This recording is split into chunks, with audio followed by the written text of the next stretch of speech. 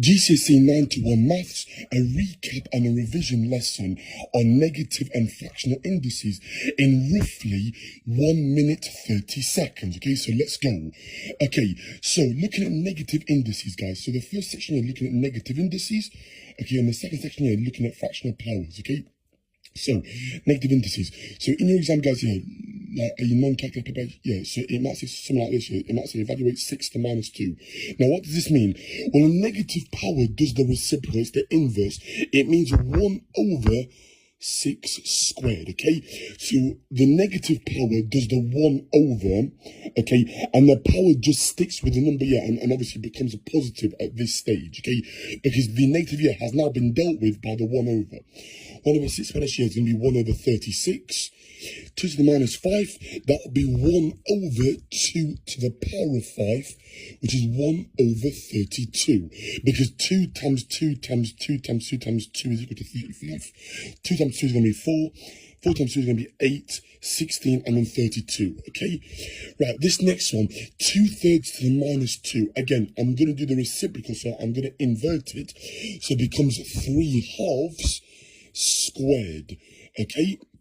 So that will be 3 squared, which is going to be 9, and then 2 squared, which is going to be 4. Okay, I'll leave it here as like a top-heavy fraction for now, but you can obviously write it if you want here as 2 1/4 or 2.25. Okay, either answer would suffice. Okay. Right, looking at some fractional indices now. So 25 to the power of 3/2. So here it's a bit more trickier, and this one here is just explicitly higher tier only, this section, okay? This could appear on a foundation or higher. So here is, I do the root of the denominator. So yeah, and this is here, it's a square root, actually, or the second root, you have 25, okay? Which is 5, and then I raise my answer to the power of the numerator. Okay, I do the root of the denominator, I get an answer, and then I raise that answer to the power of the numerator. So 5 cubed is 125. Okay, so in general, a to the n over m is the nth root of a, all to the power of n. So you work out the nth root of a first, and then raise your answer to the power, yeah, of n. Okay, so you're doing the root of the denominator, and then once you get an answer, you raise that to the power of the numerator.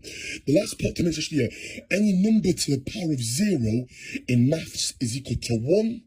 Okay, and any number to the power of 1 is just itself, guys. Yeah, so make sure, yeah, that you're also happy with that, and make sure, yeah, that you're happy with like the laws here of indices. Okay, if you multiply with the same base, you add the powers. If you divide with the same base, you subtract the powers. Okay, so make sure, yeah, that you're happy with your negative indices, fractional indices, yeah, like laws of indices, yeah, for the multiplication, division, power to power rule.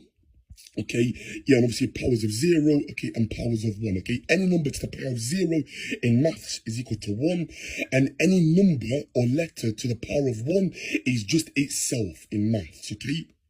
So they are obviously like key bits to remember, okay? And a negative indice does the reciprocal. It does 1 over, okay? So the minus power does 1 over, okay? It flips the fraction. Okay, that's it today, guys. Yeah, sorry if I've actually gone a bit over. Hopefully it makes sense.